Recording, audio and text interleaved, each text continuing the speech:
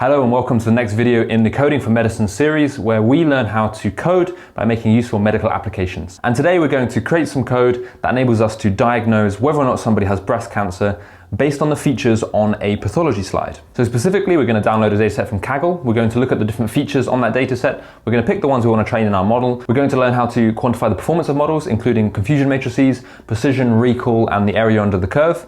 And then we're also going to select different models, see how well they perform, and change some of the parameters within these models.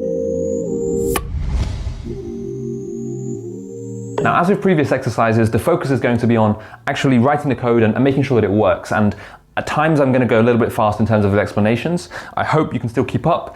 If anything's tricky, feel free to pause the video, feel free to go and search elsewhere and try and find an explanation for the concept.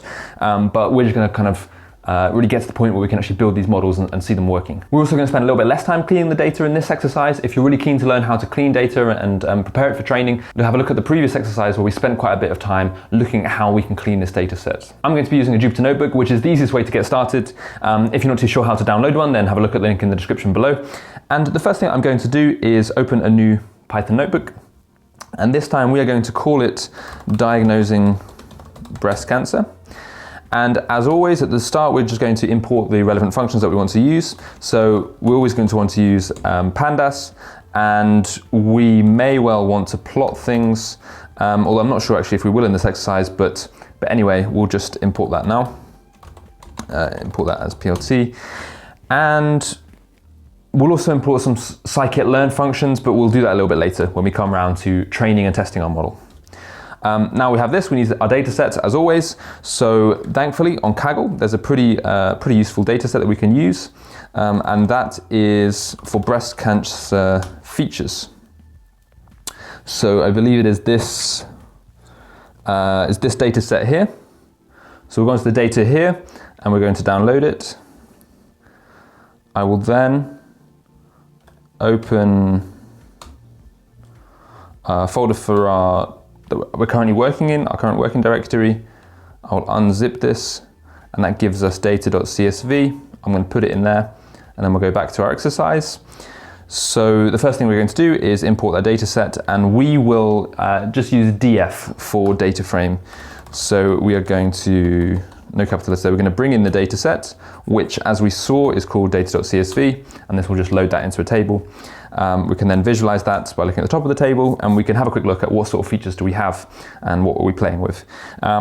Thankfully, our data is already pretty clean. There's not a huge amount of different variables that we want to kind of take out or things in not good format. We can see that they're all quite nice numerical values, which should work well for training.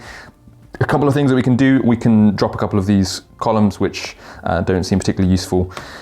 So we will do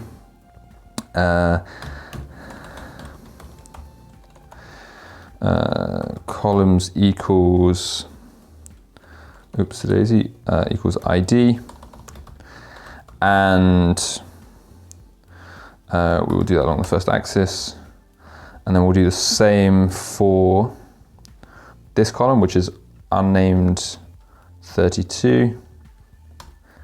And now if we look at the top of our table, we should see that we've got rid of those. We also then, as you may notice if you've seen the previous video, at the moment diagnosis is currently as an M or presumably a B for benign. Let us have a look at what is within this, and yes, we can see we've got M and B.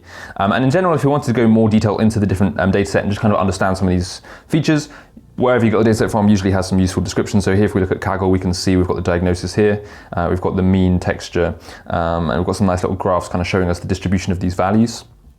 But what we will do is we were just going to map those variables onto binary 0, 1, so that can then be used more easily by the network in order for us to train. So we are going to map, if it's M, it's now going to be equal to 1, and if it is B, it's now going to be equal to 0. And if we have a look again at our table, I keep on accidentally putting on caps lock, then we can see now we've got diagnosis here and we've got all of our features. We can have a look at all of our features by doing the columns. We can list them all out and we see, obviously we've got the diagnosis column and then we've got various different features and we've got the mean, SE, the standard error, and then the worst. And just to explain a little bit about what this data set is. So this data set is histology slides of breast samples. So in people who've maybe been suspected of having a breast cancer, they've had a sample taken, that's been then kind of cut up, put on a slide, and then someone has gone through and presumably manually, although there is a potential that you could use an AI to get these features. They've kind of gone through and had a look at the nucleus, different kind of features within the cell, or maybe they're only looking at the nucleus. Let's actually have a look at what the data set says. So they're describing specifically the nucleus of the cell, and it's giving you the different features of those nucleus. So the mean radius of the nucleus of all the nuclei seen within this sample, and then the texture, the perimeter mean, so the number of concave portions, all these sorts of things, basically describing the nucleus. Because as you will know, if you're familiar with this sort of area, as a cell becomes more cancerous, then you start to see more of these changes in the morphology of the nuclei and of other kind of components, subcomponents within the cell. So if you look at these changes, then that can enable you to, quantify whether this might be a cancer or not. And potentially what this could do down the line is, if you have kind of cells and you have an AI algorithm that's able to extract these features so it can identify what's a nucleus and maybe measure the perimeter, then that can then feed into a model like this where you have all these recordings, and you can then use that to then train your model. And we're going to train various different classifiers using that. An alternative approach that you might take is you might use a convolutional neural network which looks at images, which then takes the appearance of these different features and actually analyzes those themselves specifically. But what we're doing here is we're kind of manually deciding which things it's going to look at and how it's going to quantify those to then be put into the model.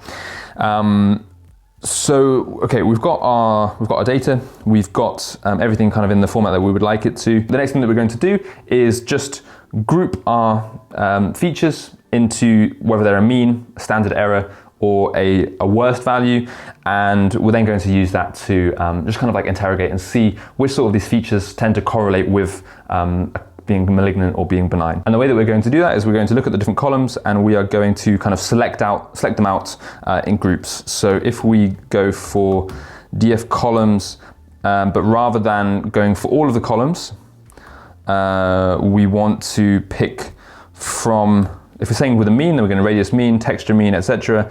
And it goes from, so the index for 0 is diagnosis. And just step back a second, so indexing is picking which point within this list you want. So for some reason we start with 0 as being the first one, and then 1, 2, 3. So in this list here, we've got diagnosis, that would be in the 0th position, and then radius mean in the first, texture mean in the second, perimeter mean, etc. So we want to index from radius mean up to fractal dimension mean, and that looks like 1, 2, 3, 4, 5, 6, 7, 8, 9, 10. So therefore, if we index from 1 to 10, we get up to symmetry mean, but then because the way the indexing works is 11 will actually stop indexing before it gets to the 11th, if that makes sense. So here we have, I believe, all of the mean features kind of in this column here. We're then going to use the list function to turn that into a nice little list.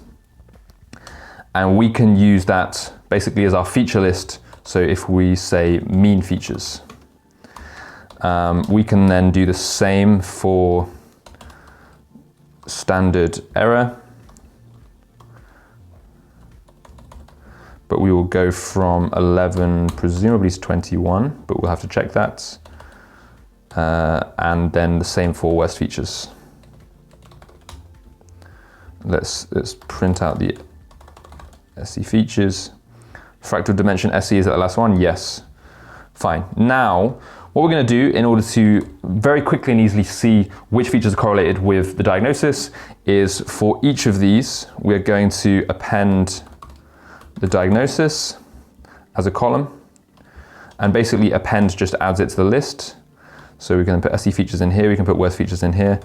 And then what this will enable us to do is something called COR, which stands for correlation, and essentially that will enable us to just plot that on a nice kind of table, and we can then kind of look at what the correlation values are. So we're going to correlate our data frame for initially just the mean features. Actually, that doesn't need to be like that. And we're going to call the COR function. And now if we look at that correlation matrix, we can see how much they correlate with each other. And obviously, radius mean is going to correlate 100% with radius. So that's why we're getting a value of 1. And all the ones in the diagonal should be 1. But then if we look through, we can see that diagnosis here correlates 0.7. Radius means are quite high, a little bit low with texture mean, a bit more with perimeter, etc.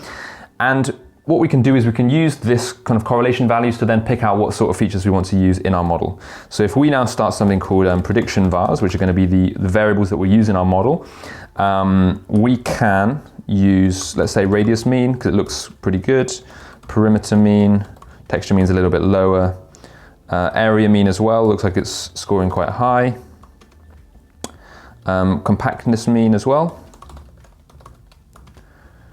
concavity mean, and concave, let me just copy that because I think there's not an underscore there. Concave points mean, let's start a new line. And symmetry mean, fractals, that's negative, so there's a negative correlation there. Fine, so those are our prediction variables so far. But what we can essentially do is we can now look at the same matrices, but rather than for mean features, we will look at the SE features, see what correlates there. And if we go through, so radius SE is a kind of reasonable correlation. It seems to be one of the higher ones. Perimeter SE and area SE. The correlations on the whole are a little bit less strong here. So we could be selective and decide not to include multiple of kind of radius or multiple of the perimeter values. Or we could decide that we're happy with that. So let's put in radius SE. Just to mix it up, let's put in area S. Well, it's not really mixing up, but let's put in area SE. And then finally, let's look at the same but for the worst features. And what do we have? The worst radius seems to be quite strong, so we'll pop that in there. And maybe that, oops-a-daisy, maybe that makes sense because if you have very, a nuclei with a really odd radius, maybe it's like really large and deformed, then that could be quite strongly predictive of cancer. So obviously we don't know if that's the case, but that seems like a plausible explanation. Perimeter worst, and let's pop in compactness worst as well. And I think that's plenty of features for our data set size. And actually just in terms of the number of data set points that we have 569, so we don't have a huge number, so we probably would err on the side of having probably not as many variables as that because we're at risk of something called overfitting, but we'll perhaps come on to talk about that a little bit later. Cool, so we have the variables that we want to use. We've had our correlation matrix, and that's kind of given us some idea of some of the features that we want to include. There are other more sophisticated ways that we could also use to try and predict the features. I'm not going to focus on those too heavily today, but we're now ready to move on to actually training our model. So let's go with training the model. And we want to decide these prediction variables that we have, and we are going to import from model selection, import train test splits, and we are going to say that train and test is equal to train test, oops-a-daisy, split for our data, which is df, and we want to also pick the test size, which we're going to go with 0.15, and we're going to decide a random state as 1. And basically what the random state does is it just says that we're going to pick it with this particular split, and then if we call the exact same function with random state 1 again, it will give us the identical split, which can be useful if you're trying to standardize things, because then you can see exactly what split there was, so that you can kind of compare models with the exact same splits. If you didn't set that, then I think it would set it as a particular random state. If you made it random, then it would just change every time, and you get a slightly different split of your train and of your test set. So now we have those.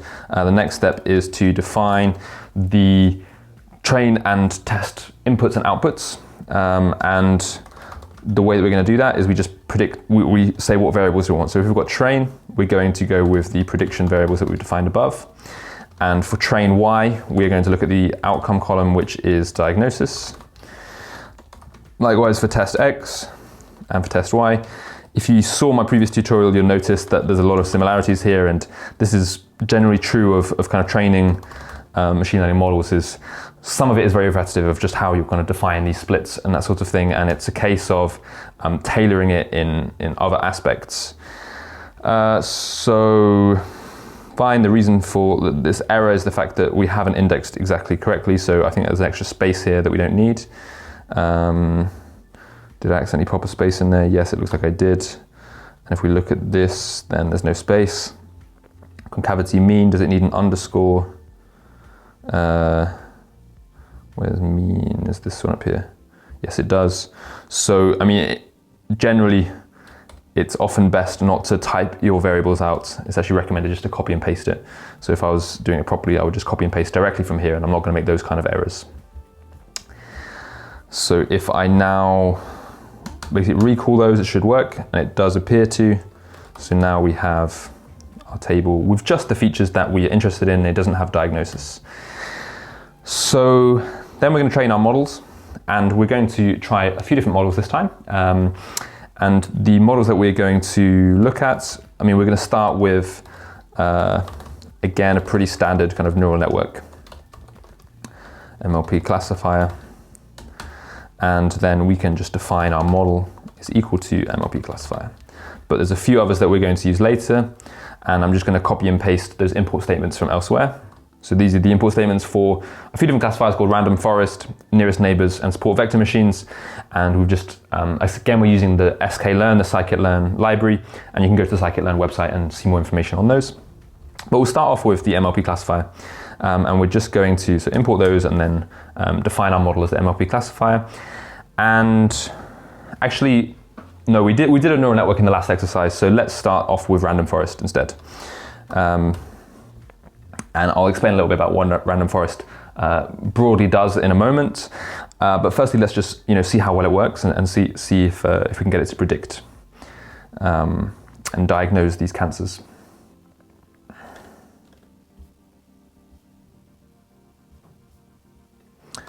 So we'll fit it to our training set, like so.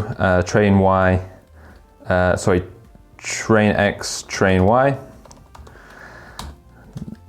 That then trains the model. Good.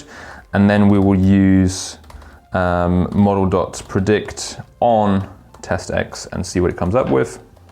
And basically these are all the predictions, but we want to know, what were the real values in those test sets, and that is enclosed within test Y.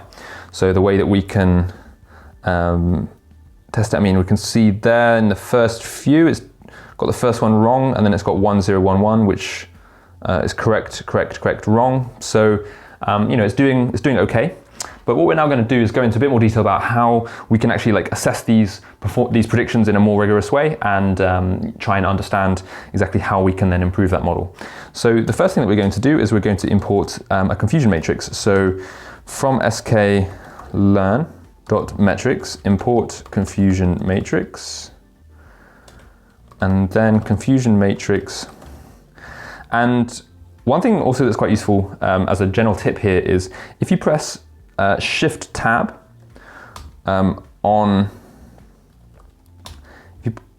sorry, I just need to load that function first before I can show you this. But if you press Shift Tab, once it's been loaded in, then it will actually show you what the format of the input of the data for that model is. So quite usefully here, it just says basically the way that, and if you press it twice, it will then kind of open up and show you the whole thing. What it says here is that you need to put in Y true, then Y predict, and then the label, sample weight, or normalize. But the fact that these already have a default value means you don't have to do those because it's already got something that it is kind of equals, but we do need to give it the predictions and the real values, and the true values go first, so that's in test Y, and then our predictions. So if we go with predictions and save that as predictions, then we can put predictions here, and that will then give us this confusion matrix, and this is the result that we get. And to understand a confusion matrix, I'm going to put a diagram on the screen here, but essentially this top left is when the disease is actually malignant, or it's true, it's positive, and you've predicted it's positive. So along the left we have what it actually is, and along the top we have what it predicted to be. So if it's top left, then prediction is that it is cancer, and the prediction is that it is cancer, and the actual diagnosis is that it is cancer. Bottom right is that the prediction was not cancer and it actually wasn't cancer. So then the other ones, this number 1 and this number 5, they represent errors. So we're seeing that overall, of all the ones that actually were cancer, so that's the top row, there were 52 in total that were cancer, and we predicted 51 of them as being cancer, whereas we predicted one of them as not being cancer, which actually was cancer. And then on the bottom row, we've got if the disease wasn't present, then 29 of those we got correct, but actually 5 of them we got wrong, and we said that it did have cancer with our model. So I mean, that's not terrible, but obviously if you want to apply this in a clinical setting, you want to be pretty accurate and have kind of good performance here. But that's a kind of useful just first look at how our model's doing. But it's also important to look at other metrics as well that show us other kind of elements of the performance. And on the screen here, I'm going to show a kind of extended confusion matrix, which shows lots of other performance metrics that are important, particularly ones that we like to use in machine learning problems are precision and recall, and also the AUC, which is the area under the curve, although that's not on this matrix here. And we can also look at them within our notebook here. And the way that we can do that is from sklearn metrics, import precision score, and likewise recall score. And again, if we're not sure what the syntax is for this, we can do the shift tab and we see it takes the true and then the predicted. So if we give it again, as we did with the confusion matrix, test Y, and then the predictions, then that gives us the recall score. And if we want to just make that a little bit prettier, we can say that precision equals this, and then print the precision is, and then let's go with printing it to 2 decimal places. So what this does is it basically prints out that score, but it rounds it to 2 decimal places, and we can do the same for recall. So we'll use recall score here. We'll go recall, and then we'll say that recall equals 0.85. We can then also report the accuracy. So the accuracy is the overall number that are correct. So that would be 51 plus 29 over those, the kind of full total. So something like 80 over 86, so it's expected to be kind of in the 90%. And again, we can just kind of load that in with sklearn from sklearn.metrics import, I think it's accuracy, or is it accuracy score? And then same again, accuracy equals accuracy score, and this should be accuracy, and I need to update this so it says accuracy as well. Fine, so accuracy is 93%. So now that we have our initial model and we've kind of looked at its performance, we can now go back and play around with our model and try and improve it, and make sure that it comes up with better performance, play around with different models and that sort of thing. So we've already imported various different models here. We've got random forest, nearest neighbours, support vector machines, and neural networks. And I'm just going to take a second here to actually explain quickly what these different types of classifiers are. So we will start with random forest, which is the one that we've already done. And I'm going to get my handy notepad here. So the way that random forest works is that it starts by making lots of different decision trees. And basically what a decision tree is that you will have your data set, you'll make some sort of rule that then divides it into 2. So you might say, is the nucleus mean above 0.5? And then on this side, you will have all the ones where it is above that, and then this one will be below. And then within those ones that are above 0.5, maybe the algorithm notices that the ones who tend to have, large amounts of concavity in the nuclei, that those tend to also be cancer, so that will then kind of go down here, and then the ones that aren't will be branched here. And then it notices of the ones that actually have a small radius of the nuclei, they actually, if they have a certain particular feature, then are likely to have cancer, so then it will kind of divide into that feature. And the idea is that you will get all of your cancerous ones at certain points. So let's say the red ones are cancerous, and all of your non-cancerous ones at the end of other points. And so then when you get a new data point, you can then work down this tree and you can see that when these rules are present, then it tends to be cancerous and these ones not. That tends to not work fantastically well if you have a lot of different features in a large data set size. So what Random Forest does is basically you generate 1,000 or however many different trees that are like this but are a bit more complicated, and you will deliberately not include all of the data within all those points. So therefore you end up with 1,000 or so different trees that are slightly different, and then you just combine them all to make your decision at the end. For the MLP classifier neural networks, I have explained that in other videos, so have a look at the link in the description below. For K-nearest neighbors, basically you have a data set, and let's say you have some points up here. You have some points down here, and some points over here. These ones are going to be kind of like larger circles. So let's say we have the radius mean here, and then we have the SE here for the radius of the nucleus. And these ones are cancerous, these ones are not cancerous, and these ones are precancerous, let's say. So what K-nearest neighbors does is it looks at, if you then had a new data point, and let's say it is a data point that is over here, well, it's closest to these X ones, so it's probably going to be in this group, whereas if you had a data point down here, it's closer to these other ones, so then it's going to be in this group. And it basically works on how similar is it to the examples that we've already seen. So if something changed significantly and that new data point was an anomaly, it's not going to get put into the correct group necessarily. And in terms of support vector machine, we will create a new diagram for that. So support vector machine is basically, you have some data points, let's say here, and then you'll have some more data points down here. And again, you can say this is the mean and the radius, let's say, and you want to find a boundary between the two, like this, so that then when you have a new point, you look at which side of the boundary it's on, and you say, well, it's probably cancerous or not cancerous. With just a normal decision boundary, that can kind of go anywhere, but with support vector machine, so a normal decision boundary could be like here, here, here. They're all going to technically work. But what a support vector machine does is it very much prioritizes having the biggest distance from the points, so that it's as far away as possible from, let's say, this point and this point here. And therefore it's also known as a large margin classifier. So if we work down here, the purple being the kind of the margin, we optimize to try and make that as big as possible. So that's really like a snapshot of each of those algorithms. I think it is worth, if you're interested in kind of going more into this, going away and watching some videos that address those more specifically and in more detail. But with that in mind, let's try around with some different models.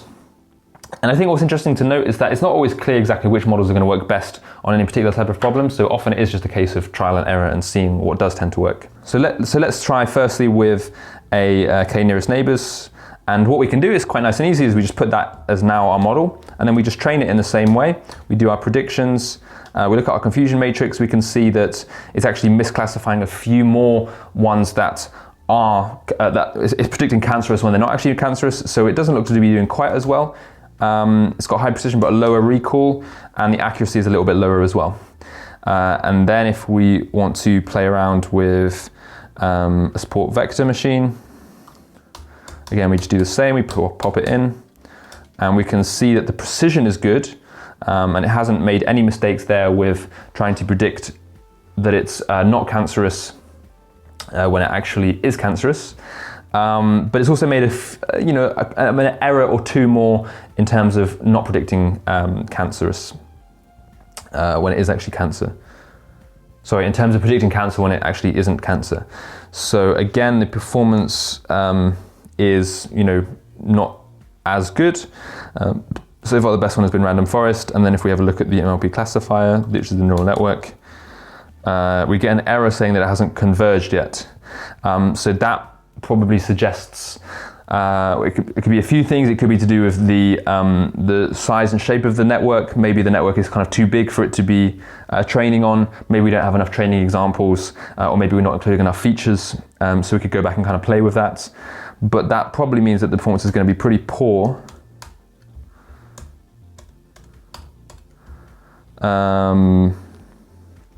Well, actually, I mean, it seems to have worked to some extent. So it's getting a similar sort of performance as some of the other ones.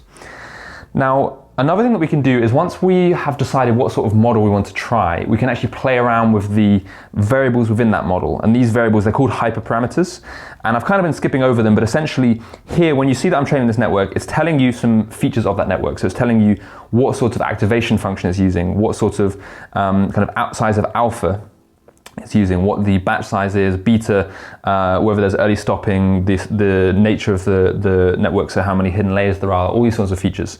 And you'll notice that they're different for different networks. So if we go with random forest, then it's different. So here we've got things about bootstrapping, the criterion that are being used, the depth of the trees, the number of features in the trees, the number of leaf nodes and samples and that sort of thing.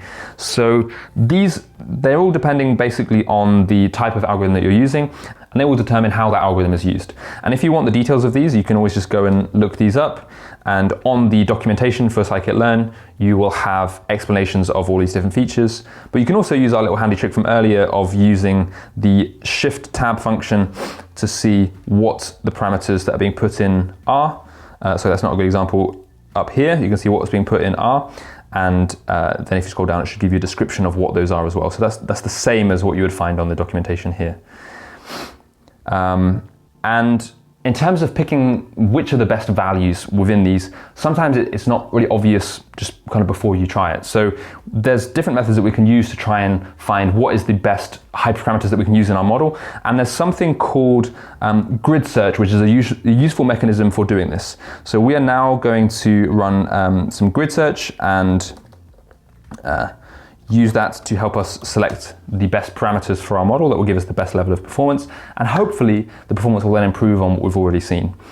So as the best model so far we saw was random forest classifier, we're going to go ahead and use that and do some hyperparameter kind of optimization with that, with grid search.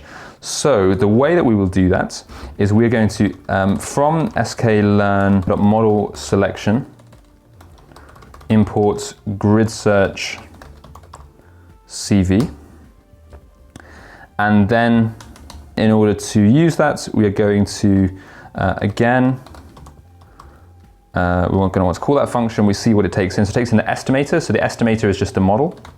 It also wants to take in the parameter grid, and that's basically the parameters that we're going to test out. So before I write this code, I'm just going to show you what exactly a grid search involves, so that we can understand the intuition behind what it is exactly doing. And basically when we're doing a grid search, the reason it's called grid search is because essentially we have a grid which looks something like this.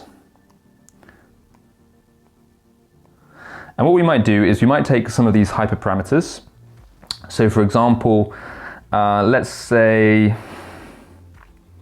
we want to look at the number of estimators, and we might say that you can have 10, you can have 50, you can have 100, or you can have 500. And that's the number of different decision trees that we'll train. And then we'll go for the max depth as well of the the decision tree. So we can go with 2, 3, 4, 5, and that's basically how deep down the tree can go. And then what a grid search will do is it will try training the model with each of these in combination, and it will record the performance in these here. So if we try with 10 estimators and 2 as the maximum depth, then it will report the performance here. And then with 3, 4, 5, and it will just kind of go all the way down and check all of these, and then it will say which of these combinations gave us the best performance, and that's the final model that ends up getting used. So we can do that here by doing as follows. We will go with max depth equal to, and I believe this is actually should be a dictionary. So max depth can be 1, 2, 3, or 4. And then the number of estimators can be, what do we say, 10, 50, 100, 500. And yeah, so I think this needs to be a bracket like this. Well, I'm not certain I've got the syntax right here, so I'll need to check that. So then our grid search will take in the parameters. What else does it need?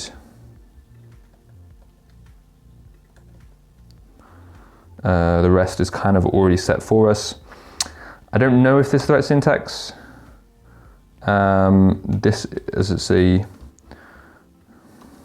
dictionary, it's going to want it like that, and that appears to have worked. So then what this automatically does is this here finds us the best combinations, and that puts that in that grid search. So if we say that this is our grid, if I then go grid.best params, and first, before we do that, we need to actually then fit the model. So within grid, we have the model that has the best kind of features. So we'll actually call it best model here. And then if we go with best model and we fit it to our training set, and then we go with the best model and see yes, because of course we actually have to fit it. So you don't know what your best parameters are going to be until you try to fit it onto your training set. So that's what's now happening, is it's trying that, and it's taking a long time because I've told it to use a lot of estimators and to go to quite a long, high depth. So it's now fitting on those, and there it's finished. Didn't take too long, and it seems to be that, let's see if it gives us the best parameters. The best parameters are if we use 500 estimators and a depth of 4. So that means that obviously it's just got the most number of estimators, the most number of Forrests, most number of decision trees, and then also the depth is kind of as deep as possible, which kind of makes sense because it has more information. But one of the things we'd be concerned about here would be overfitting. But if we now go ahead with our best model, and we've already fit it, if we now look at predictions as being best model.predict test X, and we still got test Y, let's see how well we perform. And we can see there is a bit of improvement. It's not kind of dramatic, but we have, I think that was maybe 6 before our random forest, so it's really not too significant at all, but I think the performance metrics there have improved a little bit. Another thing that's worth mentioning is that actually when we initially trained the random forest, we didn't specify, so it used all the default values, and those default values actually may have performed pretty reasonably by themselves, and we might have actually introduced a restriction, because as you saw, when you call a random classifier, the default max depth is none, so we've actually placed a restriction on it saying 4. So it might be the case that before it could actually go higher than that, and that tended to work quite well. In terms of the number of estimators, I think it was 100 in the initial one, so maybe 500 works better than 100, and it seems in our case it did, but then we also had narrowed down the maximum depth. But I just wanted to explain that to kind of demonstrate this principle of grid search. So what you could do is you could actually select more than just 2. I only did 2 so we could visualize it in 2 dimensions, but you could have all of these different hyperparameters of whether you're bootstrapping, class weight, the criteria, max features. Try those with different options, and then do a grid search over all those, see which model is best. But obviously, as you do more and more models, it's going to be more and more computationally expensive, and it's just going to take a lot longer to run. But then that will give you the model that performs best. And the other things that you then also want to do, you'd want to make sure that your model isn't overfitting the data. And I've explained what that is in other videos, but essentially it just means that your model is working really well on that particular data, but then when you try and test it on data it hasn't seen, it doesn't work as well. But actually here, the model on the whole seems to be performing reasonably well. So that's everything I wanted to cover today. We've made a model that can detect breast cancer based on the features and trying to predict it and get a reasonable accuracy. We've learned a bit about feature selection, we've learned about some of the different models you can use for classifying, and we've also learned about how to optimize the hyperparameters that we include within our model. I hope you enjoyed that and found that interesting and helpful. As always, there is a link in the description to a blog post that also describes this exercise, as well as the original code that I've written here, so that you can play around with that as well if you want to use that. And I'll leave links also to other coding exercises that I've written as well, in case you want to play around with those. I'll be making more of these videos, so if you're interested, be sure to hit that subscribe button. If you like this, hit a like so that I know to make more videos like this, and I'll see you in the next video.